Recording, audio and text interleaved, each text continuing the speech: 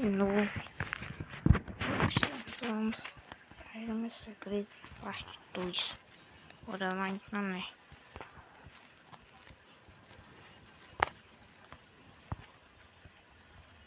The iconic family mural of Ban Ban's kindergarten is the spirit of the...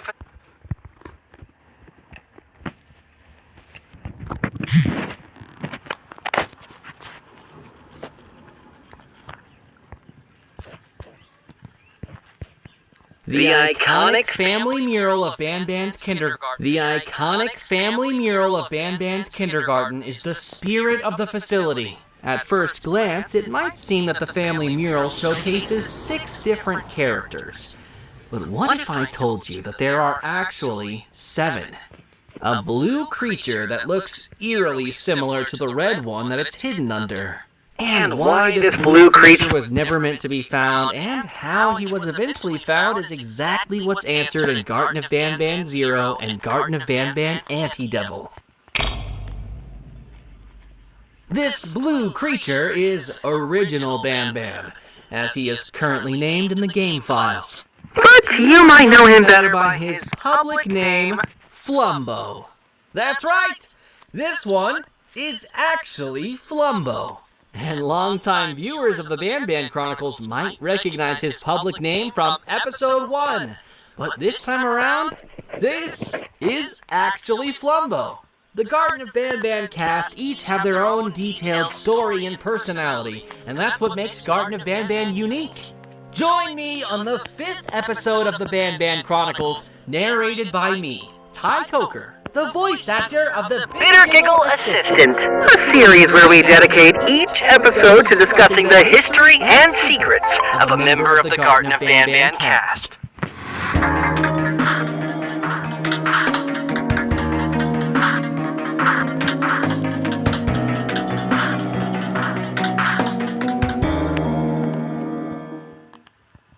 The main storyline of Garten of Banban Anti-Devil revolved around the intense rivalry between Banban and Flumbo. 2 characters that, while physically very similar, differ significantly on every other scale. But what if I told you that the physical differences between Banban and Flumbo were originally much more significant than what they ended up being? You see, when the Euphoric Brothers were first planning for Flumbo's physical debut in Garten of Banban Anti-Devil, they wanted a character that would serve as the complete opposite of Banban, but yet would be similar enough physically so that people can tell he's a variant of Banban. So to start, it was agreed upon that the character should be a shade of blue, which is what's commonly thought of as the opposite color of red.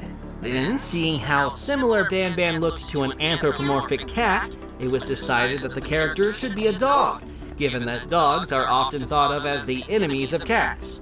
And just like that, the first design of Flumbo was created, a blue dog version of the red Banban we know and love. What's on screen right now is seriously what Flumbo was going to look like as saved in the project files. Not some interpretation created later based on some loose description. He had the same physique as Banban, as well as his iconic smile and tongue. Anyone else ever feel like Banban should be talking like this the whole time? Will that get annoying? His shade of blue was later made to be lighter so his facial features are clearer, and was then given a singular party hat to match the party hats of the red Banban. Although his party hat had a color scheme of white, blue, green, and yellow, whereas the original Banban's hats are light blue, white, gold, and dark pink. However, after the design was finished, it really felt like it shifted too far from Banban's original design, which was not the goal. And so the character was restored back to being a cat, banishing Dog Ban into the dark realm of unused character designs. And for a while, Flumbo was literally just a blue version of Banban that even wore 2 hats, just like red Banban. Sometime later, his hats were taken away, and a variety of different accessories were tested on him to see what looked cool and interesting. Things like different eyes, eyebrows, mouth designs, colors, and more were all given to Flumbo at one point. If Flumbo is the main character of the cast, he needed to be the character that all the other Cast members looked up to. And you know who others look up to? Superheroes! And that's exactly what Flumbo was originally going to look like. A superhero! He had 2 yellow gloves, 2 yellow boots, a wider Smile smile than the red Ban, a yellow beard, and yellow eyebrows. But he once again started to look a little too different from Ban. So his boots were taken away, and then eventually his gloves too, leaving Flumbo the way we know him today. Naked. What do you think of these previous designs? Let us know in the comments below which one is your favorite. Dog Ban, Super Flumbo, Regular Flumbo, or one of the designs in between. If there's a fan favorite design, maybe it'll make some kind of comeback in the series. Not you, Dog Ban, you stay down there with Oscar. But what if I told you that's not everything related to Flumbo that was eventually scrapped or ended up unused? Much like all of the other characters, Flumbo too has unused voice lines. And there is one in particular that has a very interesting backstory. And this particular line is Flumbo's laugh. Take a listen. This laugh was intended to play after Flumbo grabs you and jumps off Syringen's balcony with you. Because at this particular scene, Flumbo still thinks you're playing hide and seek. As far as he knew, this was all a game. This laugh was taken out so far into development of Garden of Ban Anti-Devil that there's versions of it in every language that dubbing is available in. So English, French, Spanish, Portuguese, Russian, Korean, Japanese, and German. Take a listen.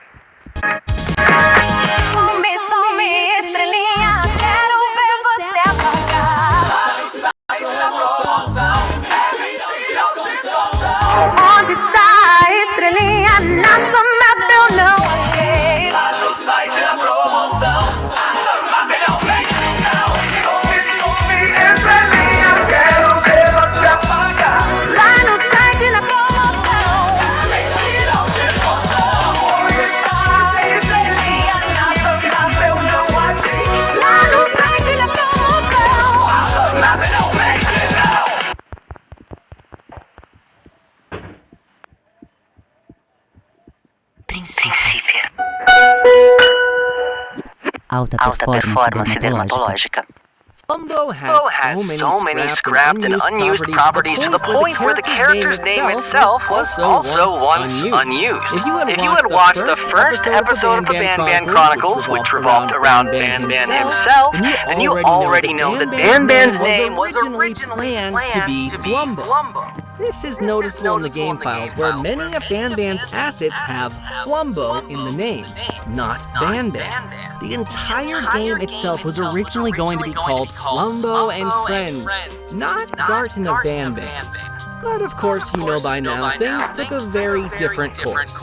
Ban became Ban, not Flumbo, and Garden of Ban became Garden of Ban instead of Flumbo and Friends. Though there's still a little Easter egg to it in Garden of Ban 7, where the same Flumbo would be later reused and given to a familiar character that would debut very briefly in the franchise's 7th entry, and later become the main character of the franchise's 8th entry.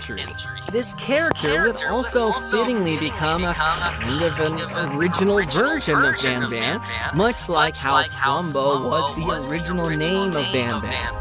Which, as a bonus fact, is voiced by Daniel Walton, an absolute legend, who also voiced characters in some of the Euphoric Brothers' older games. And also, as another fun little fact, there's a 9 a.m. clock icon for the Flumbo clock that never appears in the game. In fact, every clock icon that has ever appeared in the franchise has a 9 a.m. variant that's never used. This is because the clock starts at 10 a.m. and stops at 3 p.m. But what if I told you that these aren't the only things related to Flumbo that were scrapped or unused? Flumbo's introduction in Garten of Banban Antidevil took perhaps the most amount of time to write and perfect, with many sequences originally planned to play out very differently from how they ended up being. In the many original scripts, as well as the final script, the plot is relatively the same up until the point where you open Flumbo's closet for the very first time. Although the prison sequence was a lot crazier originally, but that we'll discuss in future episodes of Banban Chronicles. In the final version of the script, you approach the closet as normal, only to find Banban already there right before he was going to open it to let Flumbo out. Banban then greets you and explains afterwards that he was sent there to bring someone that was in the closet. However, as soon as he opens the closet slightly, Flumbo would sprint out and run away from both you and Banban.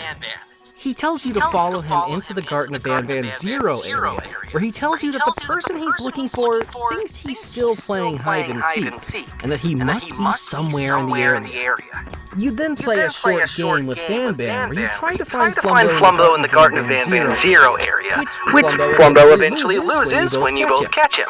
You then all board the train together like the final script, but the events that happen inside were also changed. Instead of being shocked that Syringin wants to hunt you down, Banban was originally meant to already know that. And that on the train he'd call Syringin via a walkie-talkie, telling him he's got Flumbo, but not the human. He'd tell you that Syringin has everyone under control, shock collars placed around their necks, including the Jivanium citizens. He'd tell you that the machine that allows him to shock the collars